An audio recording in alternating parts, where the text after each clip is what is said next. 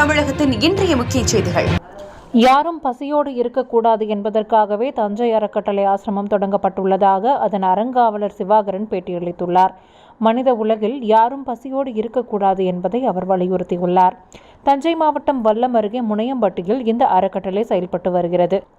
நிகழ்ச்சிக்கு பின் செய்தியாளர்களை சந்தித்த அறங்காவலர் சிவாகரன், கடந்த 5 ஆண்டுகளுக்கு முன்பாக நான் வடலூர் சென்று இருந்தேன்.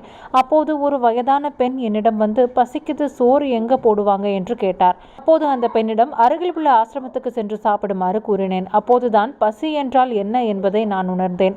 அந்த நிமிடத்தில் இருந்து யாரும் என்னிடம் பசியோடு இருக்கக்கூடாது என்பதை உணர்ந்து இந்த ஆசிரமத்தை நான் தொடங்கி இருக்கிறேன்.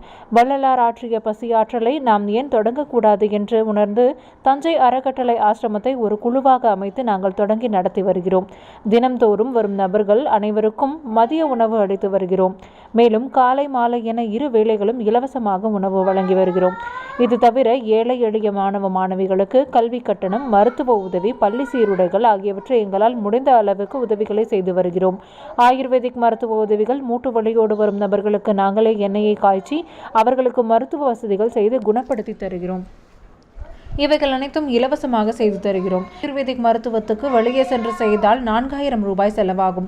ஆனால் எங்களது ஆசிரமத்தில் முற்றிலும் இலவசம். இதில் நிறைய நபர்கள் பயனடைந்துள்ளனர். முற்றிலும் எங்களுடைய சொந்த பணத்தில் தான் இலவச சேவைகளை செய்து வருகிறோம். இதனை பெரிய அளவில் நாங்கள் செய்ய வேண்டும் என்றால் பொதுமக்களின் பங்களிப்பும் தேவைப்படுகிறது. இங்கு ஜாதி, மதம், மொழி என எந்தவித வேறுபாடும் கிடையாது. இந்த ஆசிரமத்துக்கு யார் வேண்டுமானாலும் வரலாம், வந்து இலவசமாக அனைத்து வசதிகளையும் பெறலாம் என்று அவர் கூறினார்.